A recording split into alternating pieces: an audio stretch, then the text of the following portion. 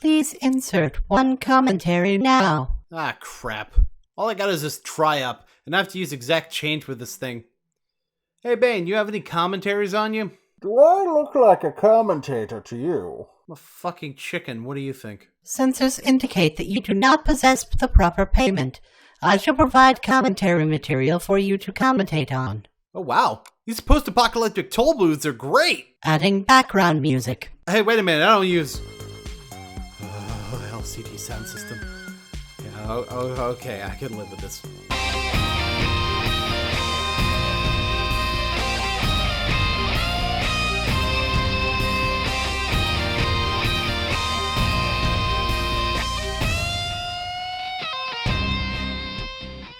Loading commentary material.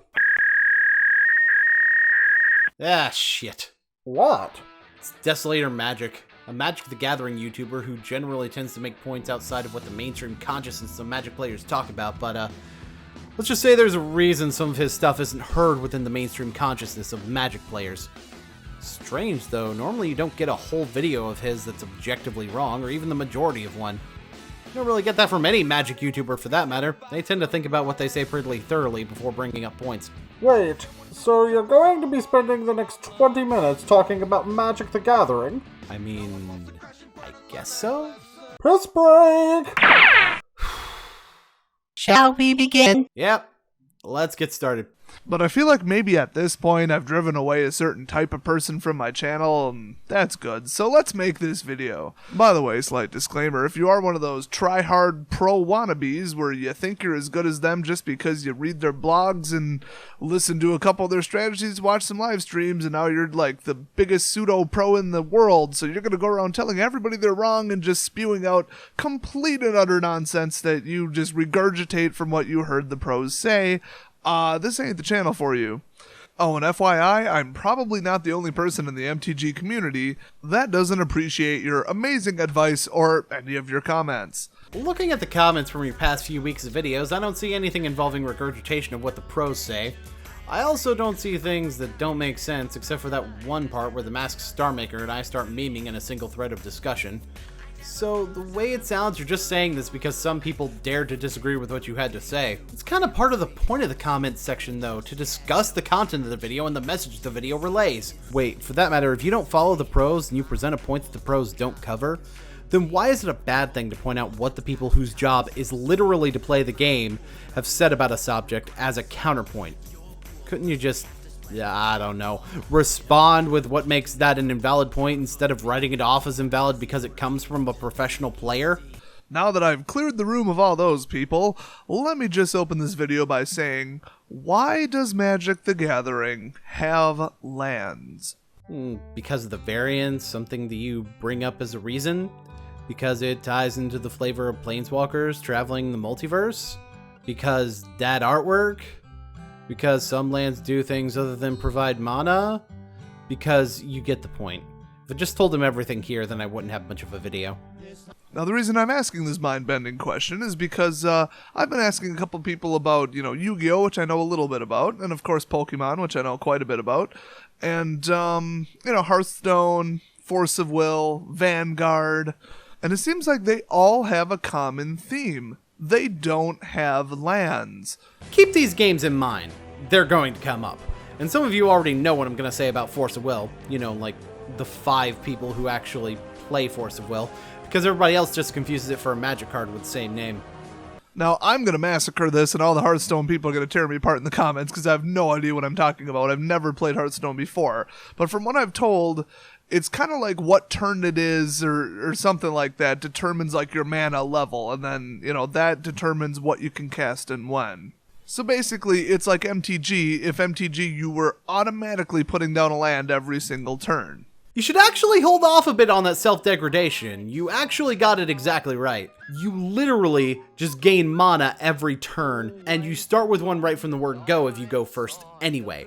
Of course, you don't gain that mana if you go first, but I'm willing to forgive you minor details like that. Positive critique detected. Please resume ripping DesolatorMagic a new asshole. Fine, jeez! Now, I've thought about this, and honestly, it's such a good idea to me, in my head, that I think it should almost be a format.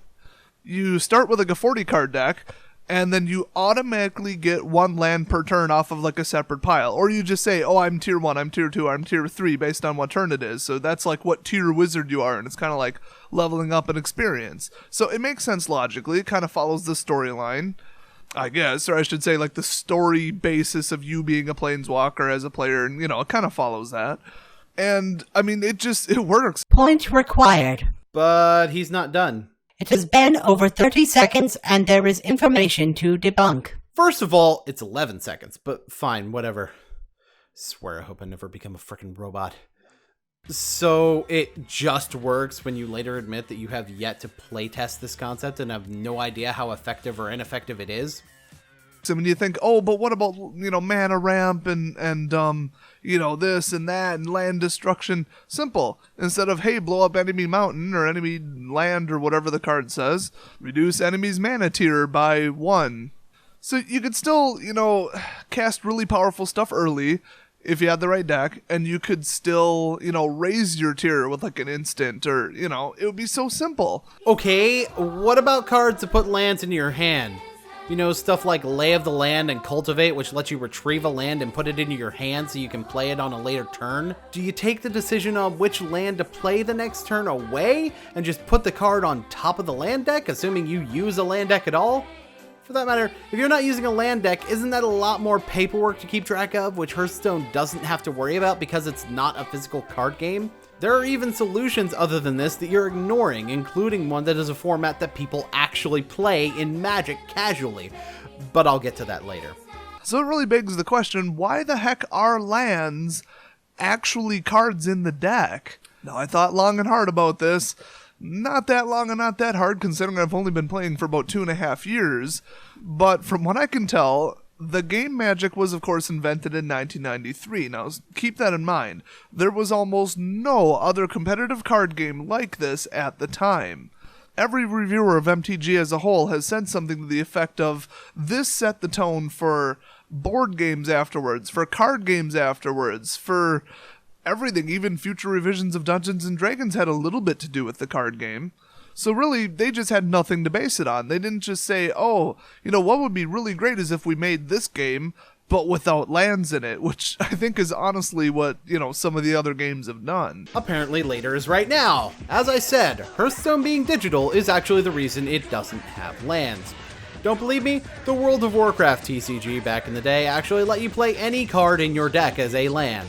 In a similar fashion to Kaijudo, Duel Masters, Future Card Buddy Fight, which wins the award for worst named card game in history, by the way, and a format of Magic called Big Deck, which has a larger deck that all players draw out of, hence the name, and no lands, but any card can be used as a land of its colors, which multicolor cards entering the play tapped. And these are different variants on a resource system, which is something that all of these games have. Yes, even Yu-Gi-Oh! Has a resource system built into the game. Multiple if you count Xyz materials, really. But these games went about this resource system in different ways, much like the board games you mentioned do, including board games from before Magic's existence. So besides not having any frame of reference or knowing if it was a good idea or not, I think they just came up with the mechanic, thought it was cool, and just made it a basic tenet of the game. They just didn't think about it that hard, except they did some math and said, yeah, sometimes you will or won't draw them. It adds some variance and luck, and there you go. It's one of the basic luck components of the game, actually. Isn't it a game designer's job to add components because it makes the game more fun upon repeated play? I mean, I enjoy chess and Go, but a lot of people find chess and Go boring because they're very predictable. Modern game design, which, by the way, I'm counting games that go all the way back to the 1980s at the very least, include variants as a way to ensure that games remain fun and don't get perfected as easily, if at all, depending on the type of variants used. I can think of a lot of things Richard Garfield didn't put a whole lot of time into, like testing for balance, but the decision to include lands was definitely something that was a deliberate choice. In fact, if you're playing a 40 creature 20 land deck, land is the only variance. Otherwise, every single card you draw, if it's not a land, is going to be a creature, and you're going to put it out and then probably swing with it. While it is true that the majority of creatures are used for attack, a deck like this, if you constructed it, would involve the use of utility creatures that you do not attack with, or defensive creatures that are used for blocking. And before you try to say that it could be a deck of all vanilla creatures, that would be an incredibly shitty deck, and we all know that. That deck doesn't exist in any game. Hell, even in early Yu-Gi-Oh! They use spell and trap cards. So it keeps decks from being a little bit too easy to control and consistent, which is a huge problem in Yu-Gi-Oh! From what I've heard from my friends who play Yu-Gi-Oh!, because I personally don't, but I have seen the show, so I kind of know how the game works, your deck works pretty darn consistently because the deck size is extremely small. There are kind of like actually 2 libraries, and you can draw from like 1 under certain circumstances, and so your deck is going to run really consistently. So it's more build heavy as opposed to draw and luck heavy. Holy shit, did you fuck up this one? You clearly haven't been paying as much attention as you claim to your friends playing Yu-Gi-Oh! That second deck you mentioned, that's called the extra deck. There are only 15 cards in that deck, but you don't draw from it. You play cards from it directly when you meet the requirements to play those cards, be it a fusion summon, synchro summon, Xyz summon, or in some cases, pendulum summon. And yes, Yu-Gi-Oh! Is build heavy, and I will present why this works a little bit better in Yu-Gi-Oh! Than it would in Magic later, as it completely eradicates a later point you make. But the reason Yu-Gi-Oh! Is consistent is because of how incredibly powerful card draw and search are, as evidenced by the fact that the most generically useful of these, and even some archetype-specific cards that do this, are banned or limited are to 1 per deck. Now, the same could be said about Pokemon, because I've only played the very first edition of the game like a billion years ago. Yes, I'm old. But a whole bunch of your win chance in Pokemon is how you build the deck. Once you're already playing, okay, it's 100% luck, because you could make decisions, but other than that, it's just top decking luck. What did you top deck? Is it useful? So the only thing you can control with what did you top deck is pretty much what did you put in the deck, and how many did you put in, and how did you build it, and are there redundant cards, etc. Well, allow someone who actually has played Pokemon within the past 5 years to correct you a little bit.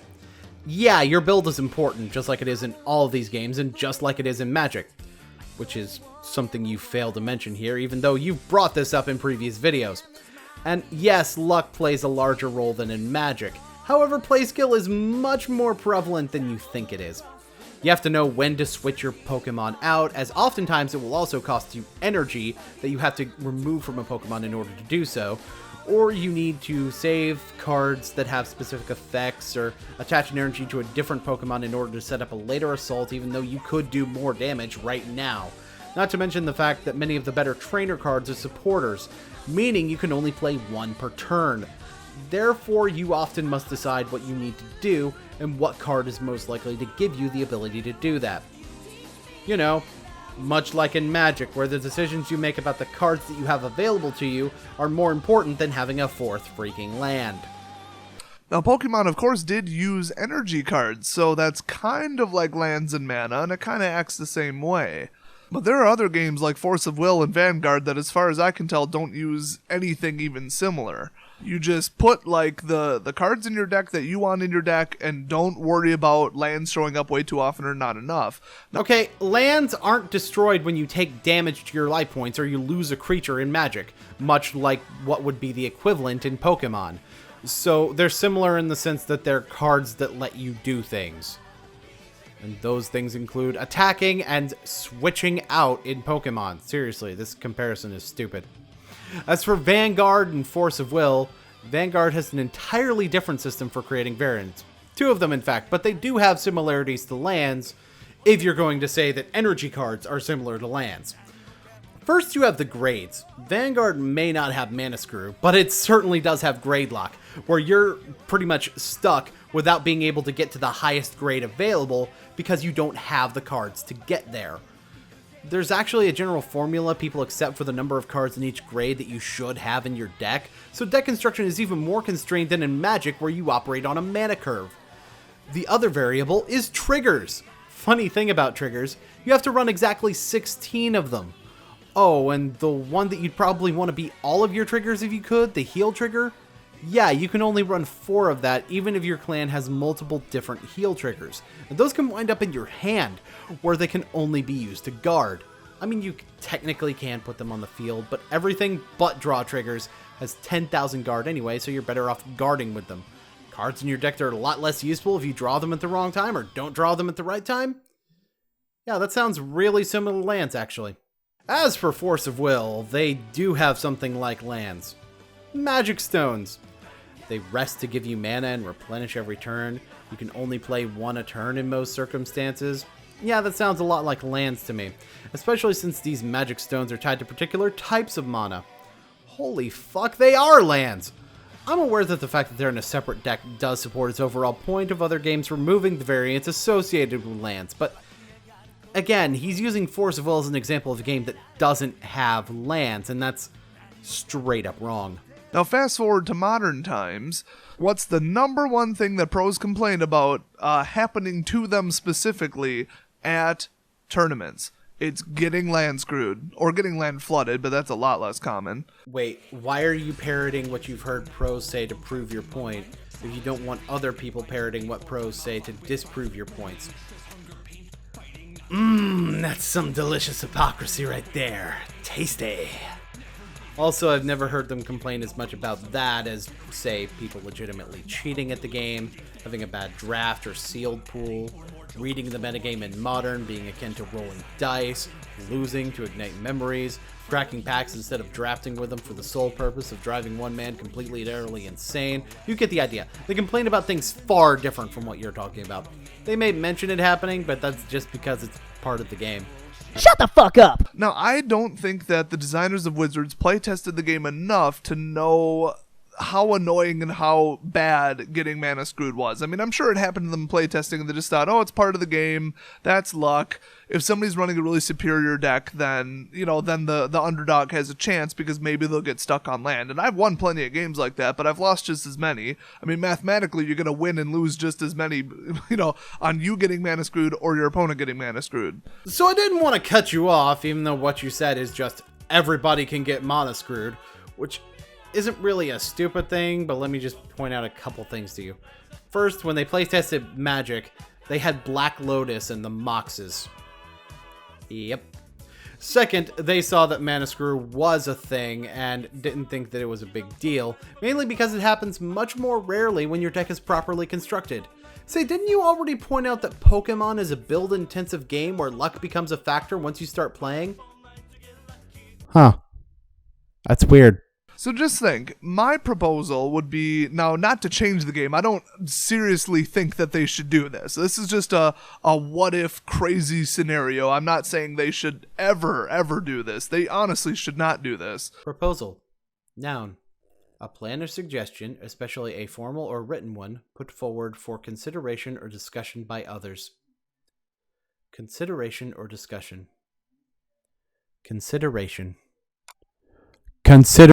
But what if you just started at tier 1, and then during your turn and the opponent's turn that hasn't happened yet at the start of the game, you're both tier 1 and both have 1 mana available. Then they take their turn, then it comes back to your turn. Now both of you are tier 2. There goes the ridiculous advantage to going first. So your proposal is that your opponent has the same amount of mana as you on your turn. How does that fix any sort of ridiculous advantage exactly? And for that matter, what ridiculous advantage? You're essentially giving the opponent 1 extra mana because they can just play an instant. Not to mention a control deck would now have absolutely no reason to go first. They draw an extra card if they go second, and since they play most of their cards on your turn anyway, they get to do so a turn earlier. Even a burn deck gets to bolt or shock your 1-drop much quicker. You say nothing about mana not untapping on their turn, so they just get to do this and play their own 1-drops. In fact, a deck full of 1-cost instants becomes really broken, because you get to double up on cards that you play. I'm aware that that's really only one example, but it's something that already exists in regular Magic. And your proposal also includes people trying this format for themselves with decks that already exist in Magic. Thus, this part of your proposal, even as a casual format, already fails. Proceed to final thoughts now. Oh no, I still have something to bring up about this guy's point. Activate skip card. Shut the fuck up! So I just said, pull 20 lands, make it 40, call it a day. You'd only have 10 different cards, and starting with 7, you'd probably start with 4 to 5 different unique cards. The probability of starting with like 4 of the same card is about the same as that happening now, which, I mean, that just doesn't happen. So if I always have a kill spell, I always have a bounce back to hand card, and I always have a counter spell because I put, 6 to 8 of them in my deck, and then I don't have to worry about lands, and my deck's only 40 cards, I'm going to nail you every single spell you cast. Now, this does apply to the opponent too, but I think you all know by now my opinion on making all decks more powerful. I think all decks need to be, de-leveled and powered down in Modern, at least. Alright, I guess I need another one. Shut the fuck up! So like I said, I've been thinking about this for a while, and it seemed like a really good idea and a really good format, but it would power up the deck so much, you'd have to do something to cripple them, like limit to 2 cards or 3 cards. Which actually kind of does fix everything. Does it now? Okay, let's take your earlier point about a 40-card deck into consideration. Remember that game earlier that you called way too consistent, Yu-Gi-Oh? Size of deck, 40 cards.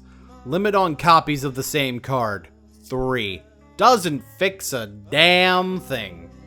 But let's say you reduce the card limit to 3 and keep the deck at 60 cards. Alright.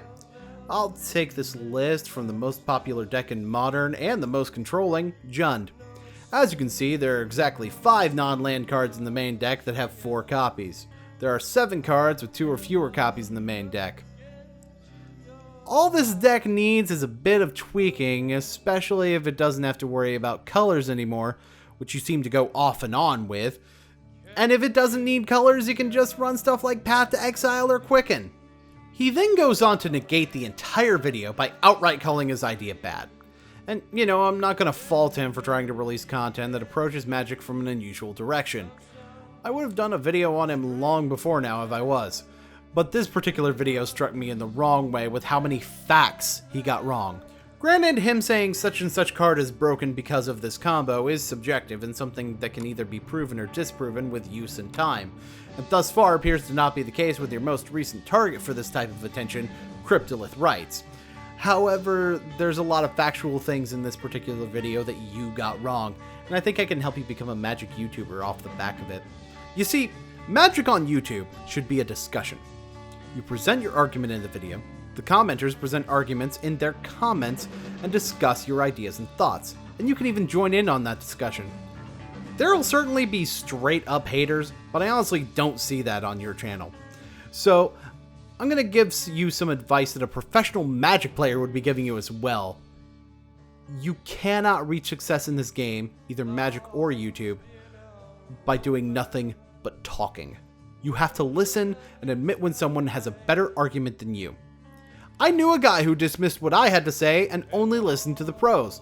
It was a complete and utter idiot. So I totally feel where you're coming from with that sentiment. If I'd have just listened to the pros, I never would have done some of the awesome things that I've done in Magic, and I probably wouldn't have gotten into Commander either. But I did listen to what they have to say, take their points into consideration, and come up with my own solution. Which is the point of both what you're supposed to be doing and what they actually do. Commentary incomplete. I'm sorry, what? Dank meme required to conclude commentary. The hell do you mean, dank meme required? We've got all the dank memes. In fact, I'm the dankest meme of them all. That piss break took a while. You know how hard it is to find a bush in the apocalypse? Besides, I didn't want to listen to you ramble about children's card games. Okay, I'm pretty sure any card game with a card called Murder probably isn't for children. But like I said, this commentary needs no dank memes, because it's already got Bane. Tell me about Bane. Are you seriously doing this? Why does he wear the mask? Don't fucking start this bullshit with me. A lot of loyalty to a chicken for a Big guy for you! There, I said the fucking line! La la la la la la la la. We can all laugh and I can die a little more inside. Now shut the fuck up! If I continued the meme, would you? No survivors, bitch! Okay, cool. Guess we can pass now. Great! Where are we going now? Wait, I thought you were leading me somewhere. No? Oh my god. I left the oven on in the pocket dimension! My mom's gonna kill me!